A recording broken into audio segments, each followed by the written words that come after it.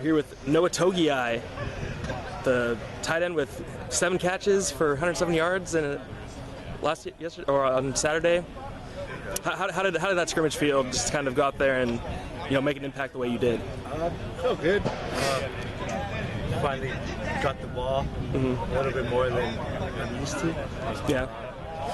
Like I said in the last interview, I'm playing a lot faster, so they trust me. The quarterbacks trust me, I guess. And they just So you ball more. You had a couple of those, tight end seams, with the, kind of those back shoulder going up and getting it. Is that something you and Daryl, worked a lot on? Because those look like they're pretty hard to complete. They need to be right timing. It's not something we stressed about, like hit hard, but those plays have always been in our playbook. He just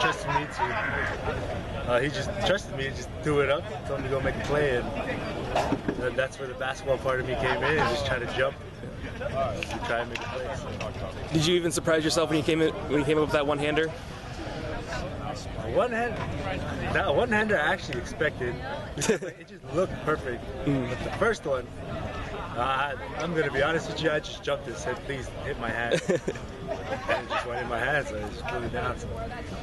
And, the offense, kind of, got into a rhythm, especially with Daryl at quarterback. What did he bring that game on Saturday? Everything you want in a quarterback. He's smart. His leadership ability, just like I mentioned last time, is crazy. He's telling everyone where to go. He knows everyone's assignment. And it's just crazy. He brings experience at the position too, something we didn't really have last year. Not really bashing our guys from last year, but it's just something we didn't have.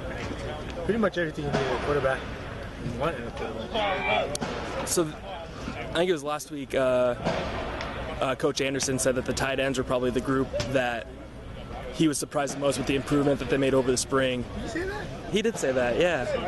Yeah, what have you seen from your group, or do you agree with his 70s? Agree that you've made huge strides, in the spring as a group? Yeah, I agree, but personally, I think everybody has their own opinion on themselves in our group, but personally, I think I've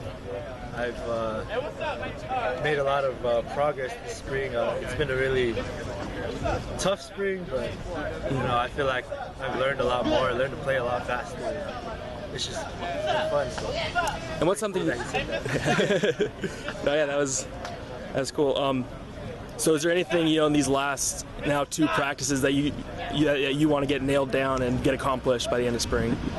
Just making sure that I know what I'm doing, so when we come back around, when we put our pads back on, or even if we're just doing things without our pads on, I know what I'm doing. I want to get to a point where people look at me asking what they have, you know what I mean? Like, kind of like a leader, but not really vocal. I'm not really a vocal guy. I just kind of just do what I have to do. But hopefully, in this next year or 2 years, people start looking to me for help. And as you said, these next, you're gonna be on a break until August. What do you do between then and now to make sure that you're one of those guys who can be a leader? Just in our conditioning and lifting, try to speak up a little more. Be the guy that, just like I said, be the guy that anybody wants to look to. Just lead by example, really. Like, even if it's no vocal leadership, just lead by example.